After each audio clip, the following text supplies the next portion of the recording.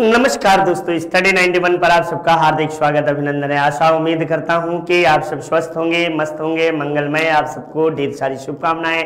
जल्दी से इस फटाफट क्लास को लाइक और शेयर करना बिल्कुल नहीं भूलिए।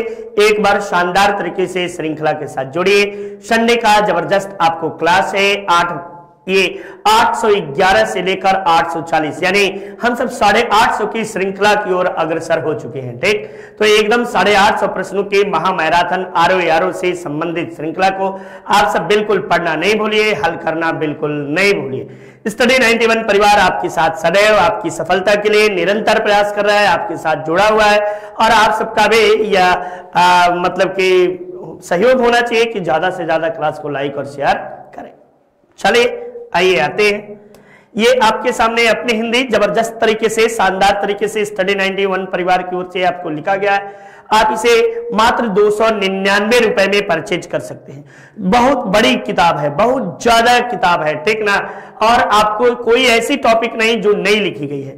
आप कंपैरेटिव एनालिसिस करना किसी भी बुक से, तो मैं आपको ये गारंटी के साथ दावा कर सकता हूं कि 500 की बुक ही आपको ये है और 500 की कोई बाजार की दूसरी बुक को भी देखना और दोनों की प्राइस को कंपैरेटिव एनालिसिस कर लेना, पेज को कर लेना, तब आपको लगेगा। बहुत बच्चे ऐसे सोचते हैं कि सर बहुत महंगी है। आप देखिए, आप देखेंगे तो आपको समझ में आएगी। 500 से अधिक पेज के आपको बुक है और बुक समझते होंगे। स्टडी 91 लिखा है, नितिन सर के द्वारा लिखा गया है, तो ये जबरदस्त तरीके से लिखा गया है, ठीक ना। तो आइए शानदार तरीके से हम सब इस श्रृंखला को तैयारी करते हैं। देखिए, ये प्रश्न आपको मिलान करने वाला दे दिया है कि इधर से आप मिलान करिए, सूची 1 को सूची 2 से मिलान करना है। अब देखिए क्या क्या मिलान करना पड़ेगा। तो आपको मिलान में करना यही है, क्यूसेक में क्या मापी जाती है, तो जल की प्रवाह की दर को मापा जाता है। किसकी? जल के प्रवाह की दर को क्यूसेक में मापा जाता है, ये सबको पता है, ठीक ना। क्यूसेक पानी की धारा मापा जाता है। रिएक्टर स्केल पर भूकंप की तीव्रता मापी जाती है। बाइट में कंप्यूटर की गणना की जाती है गणकों की, और आपको जो है बार में दाब का माप किया जाता है। तो इस तरह से यदि आप देखोगे, प्रश्न करोगे, तो पहले का तीसरा, दूसरे का चौथा, तीसरे का आपको दूसरा और चौथे का पहला। 3 4 2 1 3 4 2 1 ऑप्शन संख्या 2 इज योर राइट आंसर। 2 जो विकल्प है ये शानदार तरीके से, जबरदस्त तरीके से आपको दिया गया है और यही हल होगा। कल पटनम में फास्ट ब्रीडर टेस्ट रिएक्टर में निम्न में से शीतलक के रूप में किसका प्रयोग किया जाता है? शीतलक के रूप में किसका प्रयोग किया जाता है? कार्बन डाइऑक्साइड का, हैवी वाटर का। हैवी वाटर का मतलब भारी जल, भारी जल, ठीक ना, भारी जल, या इसे ही आप कह सकते हैं D2O। भारी जल का रासायनिक सूत्र D2O होता है, या समुद्री जल या गलित सोडियम का। तो कल पटनम ये आपको परमाणु ऊर्जा रिएक्टर स्केल है, एक तरह से परमाणु रिएक्टर है, और ये आपको इसमें गलित सोडियम का प्रयोग किया जाता है, शीतलक के रूप में गलित सोडियम का, जबकि D2O का प्रयोग मंदक के रूप में, ठीक ना, मंदक के रूप में, भारी मंदक के रूप में, आप याद रख लेना, मंदक के रूप में हैवी वाटर या भारी जल का प्रयोग किया जाता है कल पटनम आपको परमाणु केंद्र में, परमाणु ऊर्जा केंद्र कह सकते हो। निम्न मिश्र धातु में से कांसा की मात्रा अधिकतम में से तांबे की मात्रा अधिकतम किसमें होती है? पीतल में, कांसा में, जर्मन सिल्वर में या गन मेटल में आपको किसमें ज्यादा होती है? यही आपसे प्रश्न पूछा गया है। तब बताना, कांसा, ठीक ना, तांबा और टीन, ठीक ना, तांबा और टीन मिलकर कांसा का निर्माण होता है, ठीक। तांबा प्लस टीन ये मिलकर कांसा, ठीक ना। तो ये कांसा बनता है और तांबे की मात्रा इसमें अधिक पाई जाती है, ठीक। तांबा और टीन की मात्रा जो है ये कांसा का निर्माण। वैसे कांसे की खोज कब हुई थी? सिंधु घाटी सभ्यता, ठीक ना, सिंधु सभ्यता के समय आपको कांसे की इतिहास पढ़ाता हूं, इसलिए इतिहास का टीचर हूं, इसलिए आपको बता दिया कि इसी कारण सिंधु घाटी सभ्यता को कांस्य युगीन सभ्यता के रूप में भी जाना जाता है। नेक्स्ट अगले प्रश्न को देखते हैं। मनुष्य में मांसपेशियों में थकावट किसके जमाव के कारण आ जाती है? तो ये लैक्टिक अम्ल के कारण, पायरुविक अम्ल के कारण, ऑक्जेलिक अम्ल के कारण या यूरिक अम्ल के कारण, यूरिक एसिड, ठीक ना। तो यूरिक एसिड के कारण आपको जो है कि क्या होता है, ये प्रश्न है। अब आप जवाब दीजिए, तब मैं आगे प्रश्न करूंगा। चूंकि ये थोड़ा सा थकावट जमा होने का कारण, ठीक ना, थकावट आपको जो है मांसपेशियों में थकावट जमा होने का कारण आपको क्या है, ये आपसे प्रश्न पूछा गया है, ठीक। तो ये आप शानदार तरीके से प्रश्न का जवाब दे सकते हैं, ठीक। होता क्या है, थकावट हो जाती है, पेन ओन खूब करने लगता है बदन, और ये किसके कारण, ये भैया लैक्टिक अम्ल, ठीक ना, लैक्टिक अम्ल के जमाव के कारण, ठीक। दूध में आपको लैक्टिक अम्ल ही पाया जाता है और इसी के जमाव के कारण आपको क्या होता है, मांसपेशियों में थकान महसूस होना चालू हो जाता है। ऑक्जेलिक अम्ल, ये इसके कारण आपको जो है किडनी में पथरी होता है, किडनी में पथरी यानी आपको किडनी स्टोन जो है किसके कारण, ऑक्जेलिक अम्ल के कारण होता है। ये ऑक्जेलिक अम्ल कहां पाया जाता है, चना के साग में, ठीक ना। आपको जो है सलजम में ये सब में ऑक्जेलिक अम्ल पाया जाता है, ठीक। चलिए नेक्स्ट देखो, निम्न सभी बीमारियों के कारण वायरस होता है, विषाणु, ठीक ना, सिवाय एक को छोड़कर, वो कौन है? ये विषाणु के कारण कौन सा है? आर्तज्वर, गलसुआ, इन्फ्लुएंजा या पेलिया, इनमें से किस बीमारी होती है? तो आर्तज्वर, जिसे आपको जो है कि एक तरह से टाइफाइड कह सकते हैं, आर्तज्वर को टाइफाइड कहते हैं, ठीक ना, ये टाइफाइड ये बड़ा खतरनाक बीमारी होती है, लीवरे एकदम डैमेज हो जाता है, ठीक ना, और आपको बाद में यही आपको उसमें बदल जाता है पीलिया में, तो ठीक। तो ये आपको जो है बीमारी वायरस को छोड़ के होता है, तो ये सभी आपको वायरस जनित है, ये वायरस जनित है। जबकि आर्तज्वर या आपको टाइफाइड जो है ये आपको किस प्रकार का है बीमारी, तो जीवाणु जनित है, बैक्टीरिया, ठीक ना, ये आपको जीवाणु से होता है, बैक्टीरिया से होता है, ठीक। चलिए, ये विषाणु और ये जीवाणु, बैक्टीरिया याद रखिए।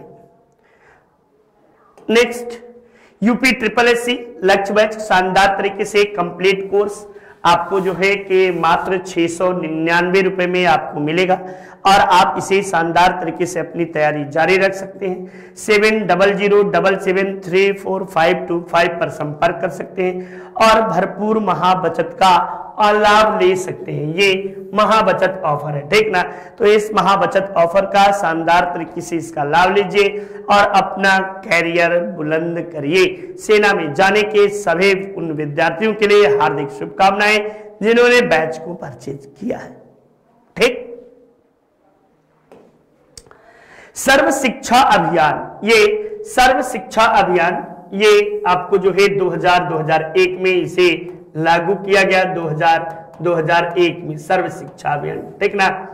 ये आपको सर्व शिक्षा अभियान के अंतर्गत 3 से 10 वर्ग के आयु के बच्चों को, ना भैया, ये आपको 4 से 8 ये भी नहीं भैया, ये 6 से 14 वर्ष के बालकों को, सभी बालकों को निःशुल्क शिक्षा देने की व्यवस्था की गई है। सर्व शिक्षा अभियान यानी सब पढ़े सब बढ़े, ठीक ना। आओ स्कूल चले, स्कूल चले, सब पढ़े सब बढ़े, सब पढ़े सब बढ़े।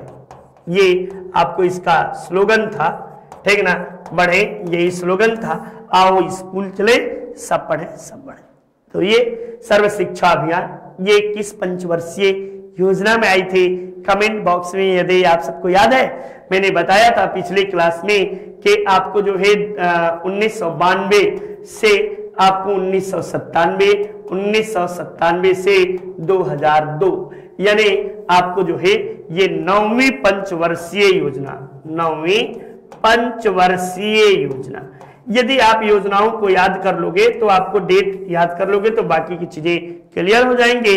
9वीं पंचवर्षीय योजना में आपको जो है कि उस समय बीजेपी की सरकार थे, अटल बिहारी वाजपेयी जी भारत के प्रधानमंत्री हुआ करते थे और उन्हीं के कार्यकाल में आपको सर्व शिक्षा अभियान की शुरुआत हुई थी। बहुजन समाज की स्थापना किसने की थी? श्री नारायण गुरु ने, मुकुंदराव पाटिल ने, डॉक्टर बी.आर. अंबेडकर ने या बी.आर. शिंदे ने? तो यह ऑप्शन तो आपको बड़ा फंसाने वाला है, क्योंकि कहीं कहीं आपको जो है शिंदे देता है, लेकिन शिंदे जी नहीं है। बहुजन समाज की स्थापना जो है मुकुंदराव पाटिल द्वारा बेटा किया गया है। किसके द्वारा? मुकुंदराव पाटिल ने बहुजन समाज की स्थापना की थी। और कब की थी? तो 1910 ईस्वी में। कहां की थी? तो सतारा में, ठीक ना, सतारा महाराष्ट्र में आपको बहुजन समाज की स्थापना की थी, ठीक। और जबकि बहुजन समाजवादी पार्टी की स्थापना आपको काशीराम, माननीय काशीराम द्वारा आपको किया गया था। बहुजन समाजवादी पार्टी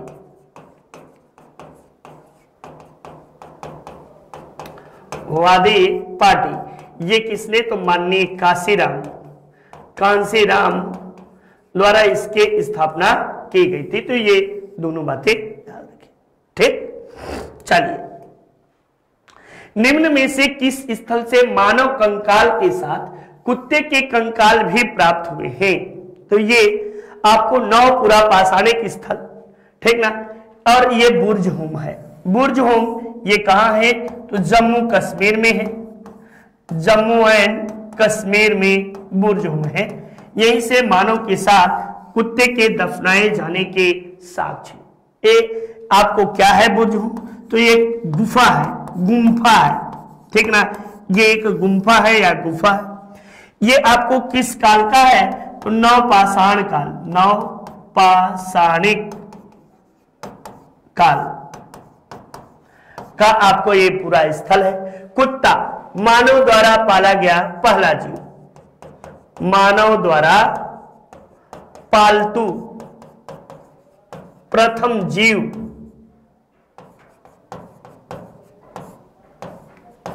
ये याद रखिएगा, मानव द्वारा पालतू प्रथम जीव कुत्ता है। नेक्स्ट, भारतीय उपमहाद्वीप में कृषि के प्राचीनतम साक्ष्य कहां से मिले हैं? तो आपको पहला साक्ष्य यदि देखा जाए तो प्राचीनतम साक्ष्य आपको कहां से मिले हैं? तब आपको जो है कि सर्वप्रथम मानव के आपको साक्ष्य कहां से प्राप्त हुए हैं, प्रश्न यही है। तो आप बता सकते हैं कि ये मेहरगढ़ से है। भारतीय उपमहाद्वीप पूछ लिया है, ठीक ना, और ये मेहरगढ़ कहां है? तो ये पाकिस्तान में है, पाकिस्तान के बलूचिस्तान में, पाकिस्तान बलूचिस्तान। यहां पे कृषि के साथ साथ पशुपालन के साक्ष्य, कृषि के साथ साथ पशुपालन के साक्ष्य आपको प्राप्त होते हैं, ठीक ना, कृषि के साथ साथ पशुपालन के साक्ष्य आपको प्राप्त होते हैं। वैसे सबसे प्राचीनतम जो साक्ष्य प्राप्त हुआ है अब वो लहुरा देव से ही हुआ है, ठीक ना। ये लहुरा देव से लगभग आपको जो है 9000 BC से लेकर आपको जो है कि 8500 BC के बीच का साक्ष्य प्राप्त हुआ है। ये याद रखिए लहुरा देव से प्राप्त हुआ है, ठीक ना। तो इस तरह से आप कह सकते हैं, ठीक। तो ये पूरा पाषाणिक स्थल है, ये नवपाषाणिक स्थल। तो यहां से मेहरगढ़ से बलूचिस्तान आपको पाकिस्तान में, और कृषि के साथ साथ पशुपालन के साक्ष्य भी प्राप्त हुए। चूंकि ये पुराना प्रश्न है, नए रिसर्च में लहुरा देव आपको जो है यहां से चावल के साक्ष्य प्राप्त होते हैं लहुरा देव से, ठीक। और यहां पर आपको कृषि के साक्ष्य जो है 650 बीसी के आसपास के कृषि के साक्ष्य, तो 650 उल्टा चल रहा है, 900 पहले आपको आएगा, तो 900 के बाद 600 आ रहा है, तो ये सबसे प्राचीनतम लहुरा देव है। लेकिन आयोग ने आपको मेहरगढ़ को माना है। अशोक के, यहां लिख लो, अशोक के निम्न अभिलेखों में पूर्ण रूपेण धार्मिक सहिष्णुता के प्रति कौन सा अभिलेख आपको जो है ये है? तो ये शिलालेख 13 कर लो, 13, 12 या आपको जो है कि 8 या भाब्रू अभिलेख, कौन सा आपको जो है कि ये आपको पूर्णता है, ठीक ना। तो बताइएगा कि यह आपको जो है कि 12वां अभिलेख जो है ये पूर्णता आम जनता तक पहुंचाने के लिए ये अभिलेख जो है इसका निर्माण अशोक के द्वारा कराया गया था। 13वें शिलालेख में कलिंग युद्ध का वर्णन मिलता है, ठीक ना। कलिंग युद्ध का वर्णन आपको मिलता है, ये भी याद रखिए। कलिंग युद्ध का वर्णन आपको इसी अभिलेख में मिलता है, जबकि धार्मिक सहिष्णुता के प्रति पूर्णता समर्पित 12वां अभिलेख है बेटा, ठीक ना। 12वें अभिलेख में ही आपको स्त्री धम्म महामात्र की नियुक्ति की बातें की गई हैं, ठीक। तो स्त्री धम्म महामात्र की नियुक्ति 12वें अभिलेख से मिलती है, ये बात भी आप सब याद रखें। चलिए अगले प्रश्न को देखते हैं। ये अब अपने हिंदी नितिन सर के साथ शानदार तरीके से आप इसे परिचित कर सकते हैं और खूब मन लगा के पढ़िए। आशा उम्मीद यही है कि आप सबको चीजें बेहतर तरीके से समझ में आ रही होंगी और आप सब अपनी तैयारी को निरंतर जारी रखिए। निम्न में से सेंड्रोकोट चंद्रगुप्त मौर्य और सिकंदर महान की भेंट की वार्ता का उल्लेख कौन करता है? प्लिनी करता है, जस्टिन करता है, स्ट्रैबो करता है या मेगास्थनीज करता है?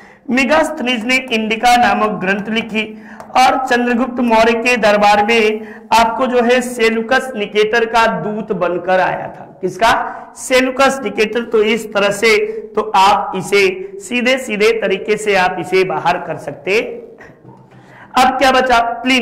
प्लिनी ने जो है जियोग्राफिका नामक पुस्तक लिखी और इसने भी नहीं, स्ट्रैबो ने लिखा कि आपको जो है सेंड्रोकोट्स और आपको सिकंदर महान के बीच के मिलन की बातें, अलेक्जेंडर और सेंड्रोकोट्स के मिलन की बातें कौन करता है?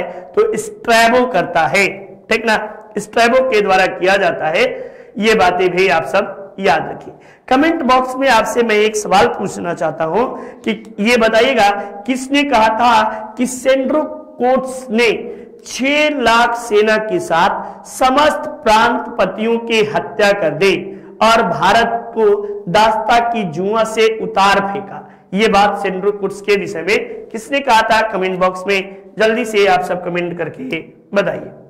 नहीं देखिए, निम्नलिखित युग्मों में से सही का चुनाव करिए। खजुराहो, ये शकों के द्वारा, शक यहां होना चाहिए, ठीक ना, शक। तो खजुराहो ये आपको चंदेलों के द्वारा यही सही युग्म है। बाकी एलोरा राष्ट्रकूट के द्वारा है। महाबलीपुरम ये आपको जो है पल्लवों के द्वारा। मीनाक्षी मंदिर ये पांड्य राजाओं के द्वारा। ये सही भी कर लेना आप सब। इन सभी राष्ट्रकूट ये सब याद कर लेना।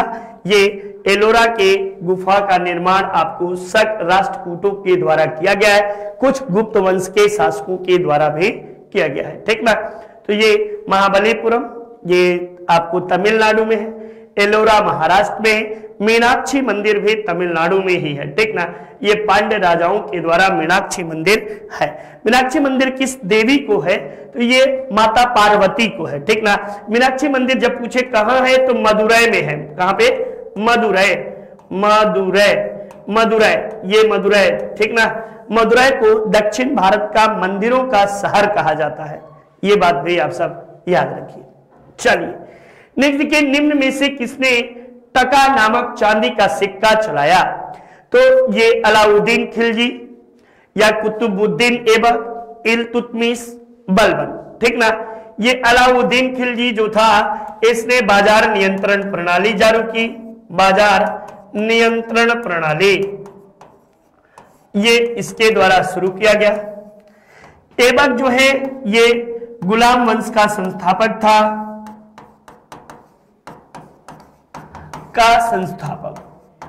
ये बात। इल्तुतमिश ये यही व्यक्ति था जिसने चांदी का शुद्ध टका चलाया। ये प्रथम व्यक्ति था जिसने अरबी भाषा में सिक्के चलाए। इसने चांदी का टका, टंका और जो है तांबे का जीतल ये नामक मुद्रा चलाई। शुद्ध अरबी भाषा में सिक्के जारी करने वाला पहला दिल्ली सल्तनत का सुल्तान। शुद्ध अरबी भाषा में सिक्के जारी करने वाला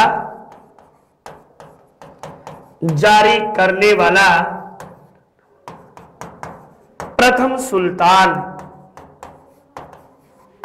ये बात भी याद रखना, प्रथम सुल्तान है। बलबन इसने रक्त और लौह की नीति, रक्त एवं लौह की नीति अपनाई। जिले जिलाल हूं इसी के द्वारा कहा जाता था। ठीक ना। तो ये सभी बातें आप सब लर्न कर लीजिए, याद कर लीजिए, चीजें बेहतर।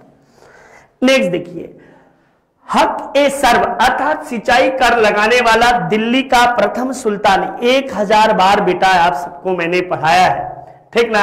ये किसने? अलाउद्दीन खिलजी ने, गयासुद्दीन तुगलक ने, मोहम्मद बिन तुगलक ने, फिरोज शाह तुगलक ने। तो आपको फिरोज तुगलक के द्वारा सिंचाई कर आपको किसके द्वारा लगाएगा? तो इसने 24 प्रकार के कष्टकारी करों को समाप्त करके 4 प्रकार के कर लगाए और एक नया कर सब हक ए सर्व अथवा सिंचाई कर इसी के द्वारा जारी किया गया। जबकि घरी कर एवं घरी कर ये घरी कर किसके द्वारा लगाया गया? तो अलाउद्दीन खिलजी के द्वारा। मोहम्मद बिन तुगलक ये आपको गयासुद्दीन तुगलक पहले बताते हैं। नहरों का निर्माण करने वाला प्रथम सुल्तान, नहरों का निर्माण करने वाला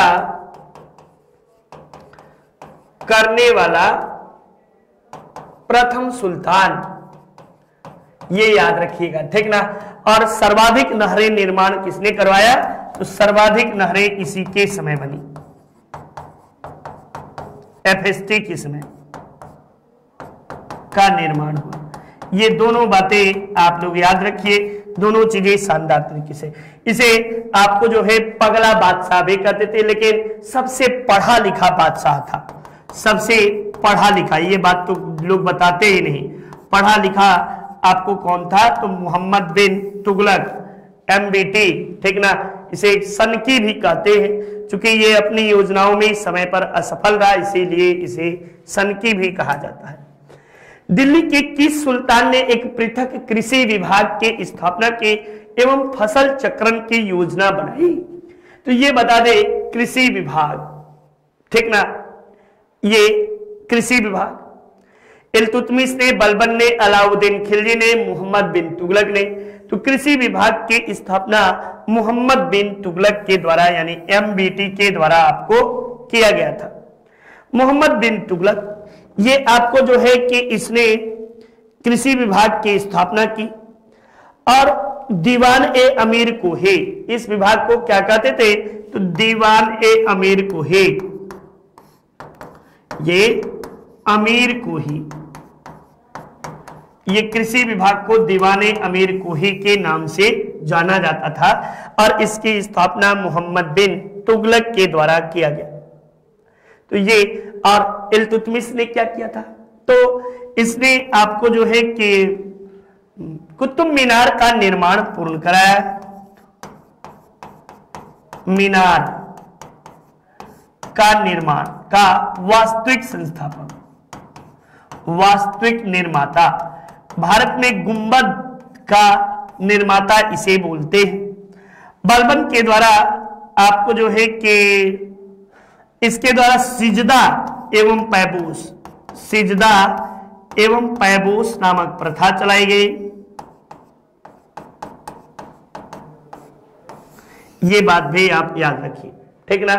चलिए नेक्स्ट, खलजी नहीं बेटा, खिलजी, दीवाने अलाउद्दीन खिलजी। चलिए, ये यूजीसी ने शानदार तरीके से कंप्लीट कोर्स मात्र 999 रुपए में आप सबके लिए जबरदस्त तरीके से आपको लिखा गया है। 10,000 का कोर्स 1,000 रुपया में पाई रहा है, कै परसेंट भवा ये आप सबको पता होना चाहिए, ठीक ना। तो जबरदस्त तरीके से आप इसकी पढ़ाई करिए और सफलता की ओर अग्रसर हुए, यही आप सबके लिए शुभकामनाएं हैं। दिल्ली के किस सुल्तान को सिकंदर ए सानी, सिकंदर ए सानी का मतलब है द्वितीय सिकंदर कहते हैं, द्वितीय सिकंदर कहा जाता है। और इसने भी अपने मन में विश्व विजेता बनने की कल्पना की थी। वो कोई और नहीं था, अलाउद्दीन, अलाउद्दीन ने बेटा, ये अलाउद्दीन, अलाउद्दीन खिलजी। अलाउद्दीन खिलजी ये दिल्ली सल्तनत का प्रथम सुल्तान था जिसने आपको सिकंदर ए सानी या द्वितीय सिकंदर की उपाधि धारण की थी। इसका यदि शासन काल देखा जाए बेटा, तो इसका शासन काल आपको जो है 1200 आपको जो है कि 94 से लेकर 94 से, हाँ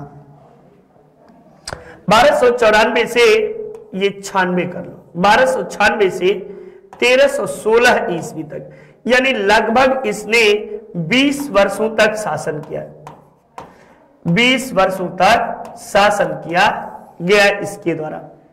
और इसने ही आपको बता दें कि नगद वेतन प्रथा की शुरुआत की। इसी के समय सर्वाधिक सैनिक जो थे, सर्वाधिक सैनिक इसी के समय थे और लगभग 4,20,000, जो वर्तमान में भी भारत सरकार के पास नहीं है, 4,20,000 सैनिक इसके पास थे और इन्हें नगद देने की प्रथा की शुरुआत की थी। इसने ही हुलिया प्रथा, ठीक ना, हुलिया प्रथा या दाग प्रथा इसे कहते हैं, यानी जिसका भी जो पहचान के लिए एक हुलिया प्रथा की शुरुआत आपको इसी के द्वारा किया गया था। निम्न में से किसे शेख उल हिंद की पदवी दी गई थी? बाबा फरीदुद्दीन को, ख्वाजा कुतुबुद्दीन बख्तियार काकी, इन्हीं के नाम पर जो है, इनके नाम पर आपको कुतुब मीनार है बेटा, कुतुब मीनार, इन्हीं के नाम पर है कुतुब मीनार, ठीक ना। ये आपको जो है कि इल्तुतमिश और आपको कुतुबुद्दीन ऐबक दोनों के समकालीन थे और शेख मोइनुद्दीन चिश्ती के ये शिष्य भी हुआ करते थे। तो ये ख्वाजा मोइनुद्दीन चिश्ती, ये चिश्ती सिलसिले की शुरुआत भारत में की, चिश्ती सिलसिले की शुरुआत भारत में की, ठीक ना, भारत में इन्हीं के द्वारा। और इन्होंने अपना केंद्र कहां बनाया?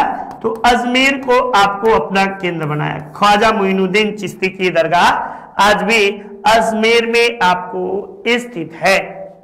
अब यहाँ पे आपको प्रश्न है कि किसे पदवी दी गई है?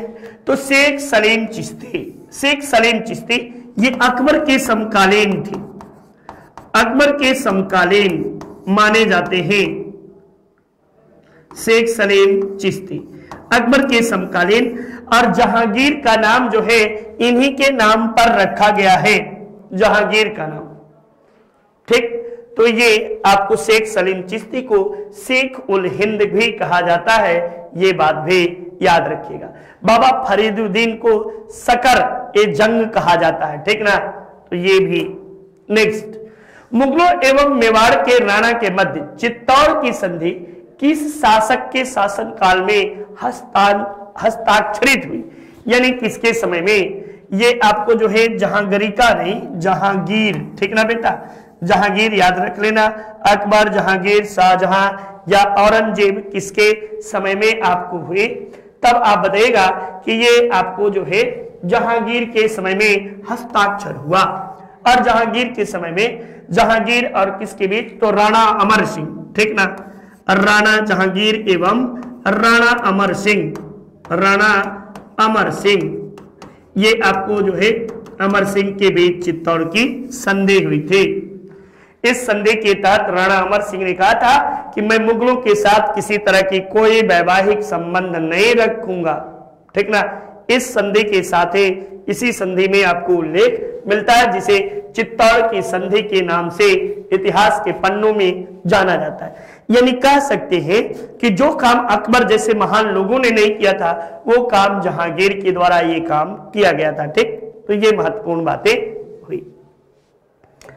नेक्स्ट देखो, निम्नलिखित में से उसे चिन्हित करिए जो हुमायूं के भाइयों में से किसी का नाम नहीं था। कामरान, उस्मान, अस्करे हिंदाल। उस्मान जो था ये आपको भाई नहीं था, ठीक ना। ये आपको बाबर के पुत्र थे, 4 पुत्र थे। कामरान, अस्करे हिंदाल ये हुमायूं के भाई थे। अब हुमायूं इसका देख सकते हो, हुमायूं के विषय में इसकी जानकारी हुमायूं नामा में मिलती है। हुमायूं नामा में इसकी जानकारी मिलती है।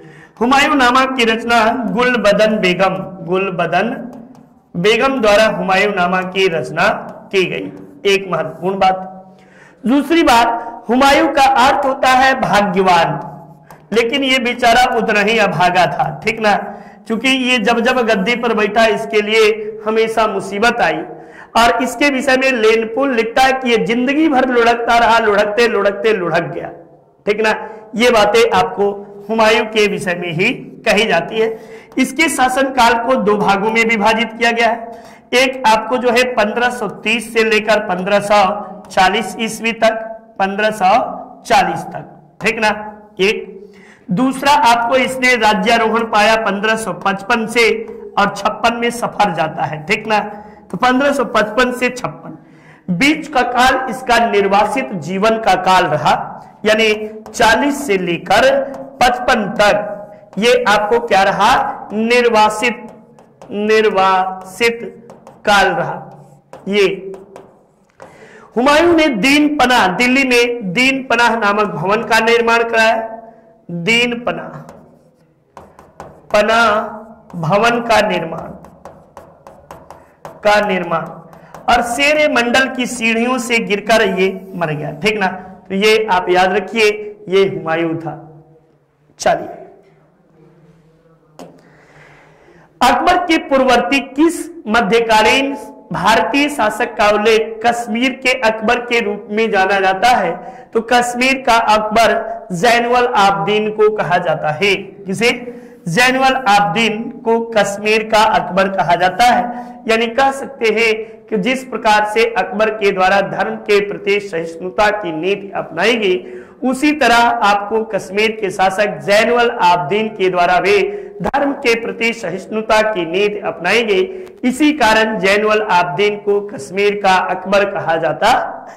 बड़ा सहिष्णु था, बड़ा लोकप्रिय था, जनता जनार्दन के बीच आपको भेदभाव नहीं करता था और इसीलिए इसे आपको कश्मीर का अकबर कहते हैं। ये वीडियो रे एग्जाम जबरदस्त तरीके से शानदार आपको श्रृंखला टॉप 15 मॉक टेस्ट की विद वीडियो सॉल्यूशन, यानी आपको सारे सॉल्यूशन चाहे वो रीजनिंग के हों, चाहे जीके जीएस मैं स्वयं कराऊंगा, हिंदी नितिन सर कराएंगे। आप शानदार तरीके से अपनी तैयारी जारी रख सकते हैं और आप सबके लिए सुनहरे भविष्य के लिए काफी लाभदायक भी होगा। आशा उम्मीद यही करता हूं कि आप अपने चिर परिचित अंदाज में अपने दोस्तों यारों से ये बातें जरूर करेंगे और बताएंगे। आप एक बार एक क्लास को परचेज कर लीजिए, देख लीजिए आपको सही या नहीं। बहुत कम ही रेट में, मात्र 249 रुपए में, ठीक ना। यानी 250 रुपए में 1 रुपया एक दिन बेटा खर्च कर ले बाद तब वो काम चल जाए, ठीक ना। तो चलिए, ये आपको खर्च है। नेक्स्ट देखिए, वरिंद्र घोष किससे संबंधित थे? वरिंद्र घोष स्वदेश बांधव समिति, ये स्वदेश बांधव समिति से तो नहीं थे। अभिनव भारत बीडी सावरकर,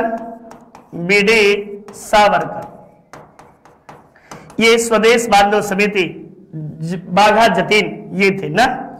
अनुशीलन समिति, ये अनुशीलन समिति से संबंधित थे वरेंद्र घोष और भूपेंद्र नाथ दत्त। वरेंद्र घोष एवं भूपेंद्र नाथ दत्त, भूपेंद्र नाथ दत्त ये दोनों आपको इससे संबंधित थे। अनुशीलन समिति ये बंगाल की प्रथम क्रांतिकारी संगठन है। बंगाल की प्रथम क्रांतिकारी संगठन, प्रथम क्रांतिकारी संगठन के रूप में आपको जाना जाता है, ये याद रखिएगा। वही अभिनव भारत ये आपको जो है कि महाराष्ट्र के प्रथम क्रांतिकारी संगठन, महाराष्ट्र के प्रथम क्रांतिकारी संगठन के रूप में आपको जाना जाता है। वैसे अनुशीलन समिति की स्थापना ढाका में हुई थी। इसकी स्थापना ढाका में आपको पी मित्रा के द्वारा, प्रसन्न मित्रा के द्वारा इसकी स्थापना की गई थी, ठीक ना, ढाका में 1902 में। चलिए, वह बंगाली नेता कौन था जिसने सामाजिक सुधारों का विरोध किया, ठीक ना, और रूढ़िवादिता का समर्थन किया? वो कोई और नहीं, राधाकांत देव थे। देव नहीं बेटा, देव थे। राधाकांत देव, राजा राधाकांत देव ये रूढ़िवादी मान्यताओं में यकीन रखते थे, जबकि ये राजा राम मोहन राय के भी मित्र थे, द्वारिकानाथ टैगोर के भी मित्र थे। ये जमींदारी व्यवस्था के समर्थक थे, ठीक ना। लैंड होल्डर सोसाइटी नाम सुने होंगे, लैंड होल्डर सोसाइटी के संस्थापक सदस्यों में से एक माने जाते हैं। ये आपको समाज सुधारों का विरोध करते हैं, ठीक ना। तो जो रूढ़िवादी मान्यताएं थी, उन मान्यताओं का आपने समर्थन किया और आपको जो है सामाजिक सुधारों का विरोध किया, दोनों बातें, ठीक। ये चलिए, स्थायी बंदोबस्त किसके शासनकाल में प्रारंभ हुआ? स्थायी बंदोबस्त, वैसे आप सबको पता होना चाहिए कि 1893 ईस्वी में स्थायी बंदोबस्त व्यवस्था की शुरुआत हुई थी। सॉरी, 1793 में स्थायी बंदोबस्त व्यवस्था शुरुआत हुई। स्थायी बंदोबस्त व्यवस्था कहां से हुई? तो पश्चिम बंगाल में इसकी शुरुआत हुई। पश्चिम बंगाल में स्थायी बंदोबस्त व्यवस्था के अंतर्गत क्षेत्र यदि पूछे तो आप बताएंगे कि पश्चिम बंगाल है, इसके अंतर्गत बिहार है, इसके अंतर्गत उड़ीसा आता है और इसी के अंतर्गत उत्तर प्रदेश का वाराणसी मंडल है। वाराणसी मंडल ये सब स्थायी बंदोबस्त व्यवस्था के अंतर्गत था। स्थायी बंदोबस्त व्यवस्था को बेटा जमींदारी व्यवस्था, इसे ही विश्वादारी व्यवस्था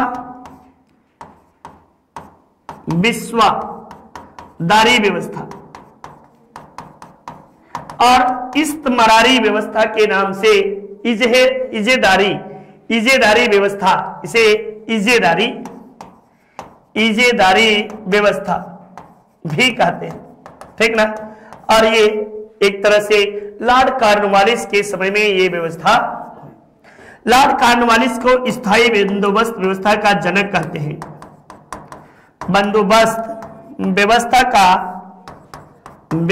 का जनक कहा जाता। तो ये बातें, और ये किसके दिमाग की उपज थी? तो सर जॉन शोर के दिमाग की उपज थी। ये बात भी याद रखिए। लॉर्ड कॉर्नवालिस, इसका यदि देखा जाए तो 1786 से लेकर 93 तक ये आपको गवर्नर के रूप में रहता है और इसने कॉर्नवालिस कोड इजहार किया। इसी के समय में तृतीय आंग्ल मैसूर युद्ध हुआ। इसी के समय में बंगाल में दास प्रथा का उन्मूलन 1779 ईस्वी में आपको किया गया, 89 में।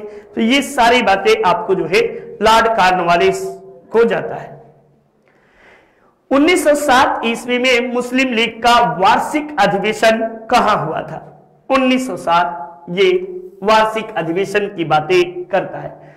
मुस्लिम लीग की यदि स्थापना बताई जाए, स्थापना, तो इसकी स्थापना जो है 31 दिसंबर 1906 ईस्वी को इसकी स्थापना हुई और इसकी स्थापना कहां हुई? तो ढाका में हुई, ठीक ना, ढाका में इसकी स्थापना हुई। इसके संस्थापक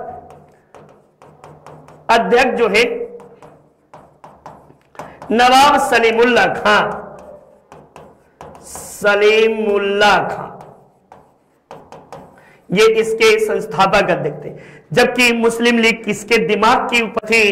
तो आगा खां के दिमाग की उपज थी, आगा खां के दिमाग की उपज थी, ये बात याद रखिएगा। और 1907 ये आपको कहां हुआ था? तो 1907 ईस्वी में मुस्लिम लीग का अधिवेशन कराची में आपको हुआ था, कराची में, ठीक। तो ये 31 नहीं 30 दिसंबर, दिसंबरी लिखा गया है, 30 दिसंबर 1906 ईस्वी को आपको हुआ था। चलिए नेक्स्ट, सुभाष चंद्र बोस ने फॉरवर्ड ब्लॉक की स्थापना कब के?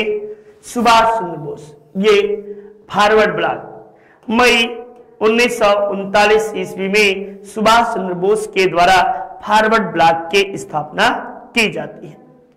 सुभाष चंद्र बोस, ये बोस, सुभाष चंद्र बोस, ये याद रखना। 2 बार भारतीय राष्ट्रीय कांग्रेस के अध्यक्ष, कांग्रेस के अध्यक्ष हुए। कब कब? तो 1938 हरिपुरा में, हरिपुरा, और 1939 त्रिपुरी, ये दोनों कांग्रेस के अध्यक्षता सुभाष चंद्र बोस ने ही जीती थी। त्रिपुरी अधिवेशन में गांधी जी के मतलब कि समर्थक पट्टाभी सीतारमैया को इन्होंने बड़े पैमाने के वोटों के अंतर से पराजित किया था। और ये आपको जो है फॉरवर्ड ब्लॉक के संस्थापक के रूप में इन्हें जाना जाता है। आजाद हिंद फौज के गठन में इनका बहुत बड़ा योगदान था। आजाद हिंद सरकार की स्थापना इन्होंने सिंगापुर में की। और इन्होंने इंडियन स्ट्रगल नामक पुस्तक भी लिखा, ठीक ना, Indian struggle, the Indian struggle.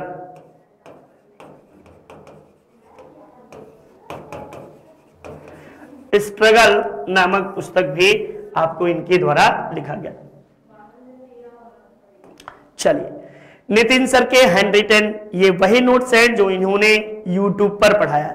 शानदार तरीके से अपनी तैयारी अनवरत रूप से जारी रखने के लिए आप सबको ढेर सारी शुभकामनाएं। और आप इसी तरह क्लास को परचेज करते रहिए, पढ़ते रहिए, मन लगाकर पढ़िए, इतना पढ़िए कि आपकी सफलता आपके द्वार तक पहुंच जाए। एकदम बड़ा ही जबरदस्त सा क्वेश्चन है। और ये आपको जो है कि किस विद्वान ने कहा कि डोडो की भांति साम्राज्यवाद दिग्वंत हो चुका है, यानी अब साम्राज्यवाद का पतन हो चुका है। साम्राज्यवाद और उपनिवेशवाद में दोनों में अंतर है। पहले उपनिवेशवाद आता है, बाद में अपने साम्राज्यवाद की ओर जो है कि लोग उन्मुख हो जाते हैं, साम्राज्य बढ़ाना चालू करते हैं। ये बात किसने कहा? रैमजे मैकडोनाल्ड ने, विंस्टन चर्चिल ने, क्लेमेंट एटली ने, या लॉर्ड वेवेल ने? वेवेल, ये किसके द्वारा आपको कहा गया कि डोडो की भांति राष्ट्रवाद दिग्वंत हो चुका है? तो डोडो की भांति राष्ट्रवाद दिग्वंत हो चुका है, ये बात आपको कौन कहता है? ये आपको, चलिए तब तक आप बताते रहिए, आपको विशेष बातें भी बता दें। रैमजे मैकडोनाल्ड जो है सांप्रदायिक पंचाट, आप सबको याद होगा, कम्युनल अवार्ड, ठीक ना, सांप्रदायिक पंचाट की घोषणा किसके द्वारा किया गया था? तो ये यही था, ठीक ना, रैमजे मैकडोनाल्ड के द्वारा 1932 ईस्वी में सांप्रदायिक पंचाट की बातें आपको की गई थी। विंस्टन चर्चिल, ये आपको जो है कि इन्हीं के समय में भारत छोड़ो आंदोलन, भारत छोड़ो आंदोलन, छोड़ो आंदोलन इन्हीं के समय प्रारंभ हुआ आंदोलन। और इसके अलावा जो है आप कह सकते हैं कि द्वितीय विश्व युद्ध जो है मुख्यतया इन्हीं के समय में लड़ा गया। क्लेमेंट एटली, भारत की आजादी के समय प्रधानमंत्री, भारत की आजादी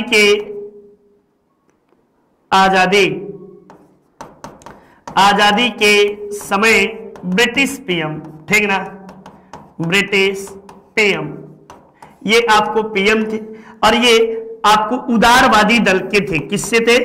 उदारवादी, उदारवादी ना लिखो, लेबर पार्टी से थे, लेबर पार्टी की सरकार बनी थी और ये जो थे क्लेमेंट एटले ब्रिटेन के प्रधानमंत्री बने थे। इन्होंने ही कहा था कि साम्राज्यवाद जो है ये डोडो की भांति साम्राज्यवाद का अंत हो चुका है। ये क्लेमेंट एटली का ही कथन था। लॉर्ड वेवेल ये आपको जो है कि अंतिम दूसरे भारतीय गवर्नर जनरल लॉर्ड वेवेल थे।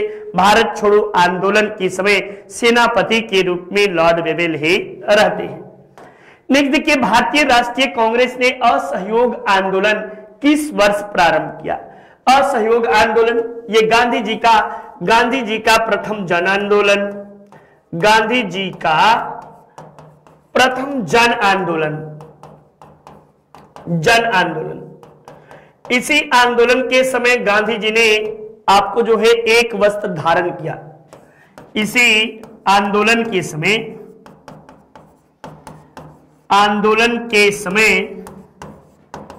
गांधी जी एक वस्त्र धारण किए, धोती धारण की, ठीक ना। गांधी जी ने धोती धारण की, ये वही धोती पहनते और वही आपको जो है धारण की। ये आपको जो है इस आंदोलन की शुरुआत कब हुई? तो 1 अगस्त 1920 ईस्वी को शुरुआत हुई। इसका अंत कब हुआ? ये अंत कब हुआ? तो अंत बताइएगा। इसे 12 फरवरी 1922 को ये आंदोलन गांधी जी ने बंद कर दिया था। 1920 ईस्वी में असहयोग आंदोलन आपको शुरू हुआ। तो ये महत्वपूर्ण बातें रही। निम्न में से कौन कांग्रेस रेडियो पर भारत छोड़ो आंदोलन के आपको अवधि में नियमित रूप से कार्य संचालित करता रहा? जयप्रकाश नारायण, सुभाष चंद्र बोस, राम मनोहर लोहिया या सुचिता कृपलानी? तब आप बताएगा कि आपको जो है कि उषा मेहता और राम मनोहर लोहिया एवं उषा मेहता ये नासिक से समाचार आपको जो है कि बुलेटिन के जरिए भारत छोड़ो आंदोलन का आपको समाचार मतलब प्रचार करते हैं। भारत छोड़ो आंदोलन इसे अगस्त क्रांति कहते हैं, अगस्त क्रांति, या इसे ही वर्धा प्रस्ताव भी कहा जाता है, वर्धा प्रस्ताव। ये दोनों नाम से आपको जो है जाना जाता है। इसकी आपको शुरुआत कब हुई? तो इसकी शुरुआत जो है 9 अगस्त 1942 को शुरुआत हुई और आपको जो है 8 अगस्त 1942 को करो या मरो का नारा दिया गया। करो या मरो का नारा, मरो का नारा, डू एंड डाई नारा दिया गया। गांधी जी ने करो या मरो का नारा कहां से दिया था? तो बंबई के ग्वालिया टैंक से, ग्वालिया टैंक से ये नारा दिया था। तो ये बातें ग्वालिया टैंक याद रखिएगा, ग्वालिया टैंक से। चलिए नेक्स्ट देखो, अगले प्रश्न को देखते हैं। निम्नलिखित में से किन समाचार पत्रों ने भारतीय स्वतंत्रता के काल में क्रांतिकारी राष्ट्रवाद, आतंकवाद मत लिखो बेटा, राष्ट्रवाद की वकालत की? तो ये संध्या, युगांतर और काल, ये तीनों समाचार पत्र जो थे, तीनों समाचार पत्रों के द्वारा आपको जो है कि क्रांतिकारी राष्ट्रवाद की वकालत की गई थी, ठीक ना। तो ये संध्या का भी, युगांतर, अभिनव आपको जो है युगांतर का भी और काल नामक समाचार पत्र, ये सभी समाचार पत्रों के द्वारा आपको जो है किया गया। युगांतर वरिंद्र कुमार घोष, संध्या आपको जो है कि इसका सुखदाचरण के द्वारा, सुखदाचरण, और वंदे मातरम ये अरविंद घोष के द्वारा आपको जो है सभी समाचार पत्र जो है, ये काल समाचार पत्र, ये सभी वरिंद्र घोष और भूपेंद्र नाथ